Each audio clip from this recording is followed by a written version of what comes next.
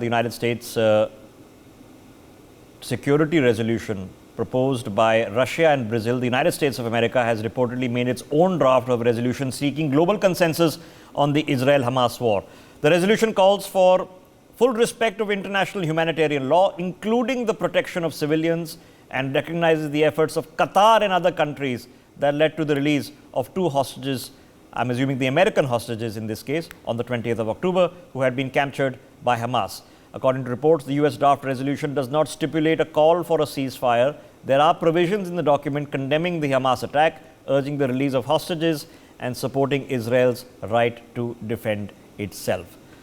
My colleague Akshit, who has just returned from Israel, is joining us on the broadcast. Akshit, clearly we see that at the United Nations, the Russians can't do anything because the Americans veto it. The Americans won't be able to pass a resolution because the Russians will veto it.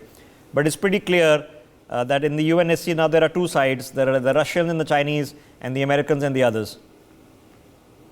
Well, yes, the United States yesterday proposed a draft to draft a UN Security Council resolution that says Israel has a right to defend itself and demands also demands Iran to stop exporting arms to militant and terrorist groups threatening peace and security across the region. Well, the draft also called for the protection of civilians, including those who are trying to get to safety, and the states must also comply with the international law when responding to terrorist attacks. This move also comes by the United States after it vetoed a Brazilian drafted text on Wednesday that would have called for humanitarian pauses in the conflict between Israel and Palestinian Hamas militants, and to also allow aid access to Gaza. While hundreds of tanks are also there awaiting the green light at the Gaza border for the possible and the potential ground offensive near the Gaza border, the United States and Europe are discreetly urging Israel to delay the operation. British Prime Minister Rishi Sunak also met Palestinian President Mahmoud Abbas on Friday and noted the need for the aid to be allowed into Gaza and for Hamas and Israel to avoid civilian casualties in their conflict. The border crossing between Egypt and Gaza has now reopened yesterday, allowing essential aid to reach Palestinians for the first time since Israel. Yeah, it's one ugly mess. It's been well nigh almost 2 years since an ugly mess in Ukraine. This wouldn't have happened if Hamas had not fired 5,000 rockets. There would be no need for such levels of intervention. There is a long-standing issue there. That long-standing issue has been there since 1198. So it's almost 1,000 years. But the immediate crisis has been sparked off by those 5,000 rockets, and now we are going to have to deal with the ramifications all over the world, specifically in Western democracies that are seeing wide-scale protests. Sanjeev Bhaskar is joining us on the broadcast. Let's take a quick thought from him and then open this up to more news that is coming in from the northern part of Israel on the border with Lebanon. Sanjeev ji, the international geopolitics. So, predictably, the European countries, you've just had the Italian Prime Minister there, Rishi Sunak has just come back, Biden was the first to show up. I don't know if Trudeau is going to be going or not, who knows.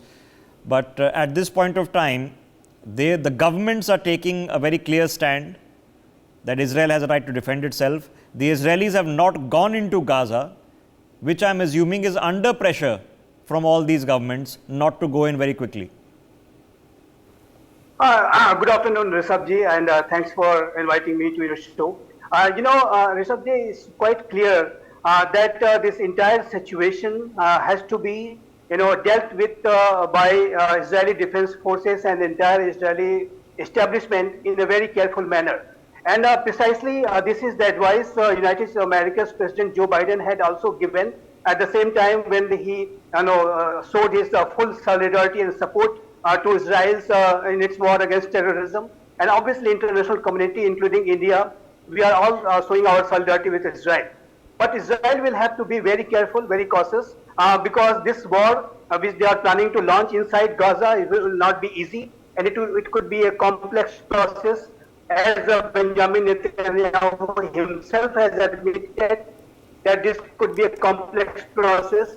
And also at the same time, Israel will have to take care that this war against also humanitarian crisis should not occur any further. And I think already people of Gaza, they are suffering very, very hard.